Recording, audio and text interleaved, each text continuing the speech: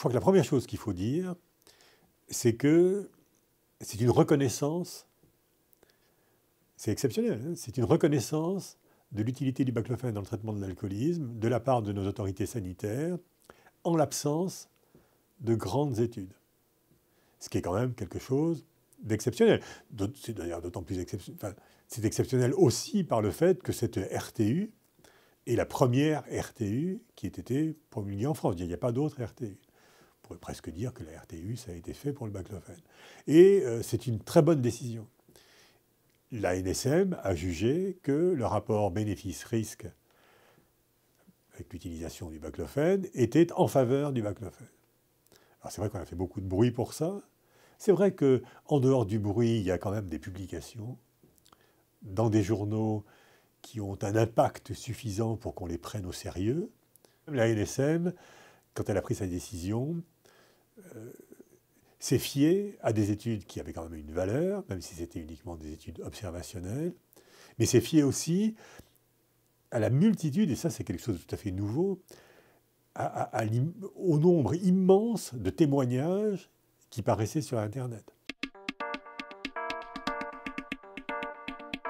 C'est ce qu'un journaliste, médecin bien connu, qui s'appelle Jean-Yves Naud, a appelé les phases 4 sauvages. C'est-à-dire que c'est quelque chose de sauvage qui venait, pas du tout de l'industrie, pas du tout des prescripteurs, qui venait de la base. Des patients guéris qui venaient témoigner en disant « Il s'est passé un truc extraordinaire dans mon existence, j'étais alcoolique depuis 30 ans, j'avais jamais trouvé le moyen de me soigner, et en un mois ou deux de baclofen, une nouvelle vie commence. » Donc c'est quand même des témoignages très émouvants, extrêmement nombreux. Un témoignage, on peut douter, 10 témoignages, 100 témoignages, mais 1000 témoignages ou 5000 témoignages, ça devient quand même quelque chose qui peut faire réfléchir les autorités sanitaires. D'autant quand même que l'alcool, c'est un immense problème sanitaire, qui a un coût faramineux.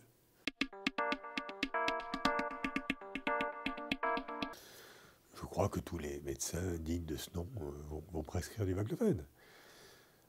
Il y a beaucoup d'opposants au baclofen. Cette opposition vis-à-vis du traitement par le baclofen est faite surtout auprès des alcoologues, de ceux qui devraient prescrire, des universitaires aussi, qui pour la plupart refusent de prescrire du baclofen, ou sont extrêmement réticents. Les alcoologues aussi, c'est très ennuyeux. Mais les médecins pour lesquels il n'y a pas eu de pression pour ne pas prescrire, à mon avis, prescriront. Parce que c'est bien naturel, quand on est médecin, et qu'on sait qu'il y a un médicament qui marche, de le donner. Ils vont se renseigner un petit peu, il y a beaucoup de formations qui sont en préparation, peut-être essayer de se former un peu à la prescription de baclofen, mais il n'y a aucune raison qu'ils ne prescrivent pas. C'est pas prévu du tout. Je ne pense pas du tout qu'il va y avoir une AMM du baclofen rapidement. Il va falloir attendre qu'il y ait les résultats des études Bacloville et Alpadir. Il va falloir que les résultats soient publiés, analysés et publiés. Il va falloir qu'il y ait des réunions, des concertations à la NSM, etc. Non, je pense qu'on va se contenter de la RTU pendant 3 ans. Ce qui est une autorisation à prescrire, hein, mais on ne suivra peut-être pas la RTU à la lettre. C'est tout.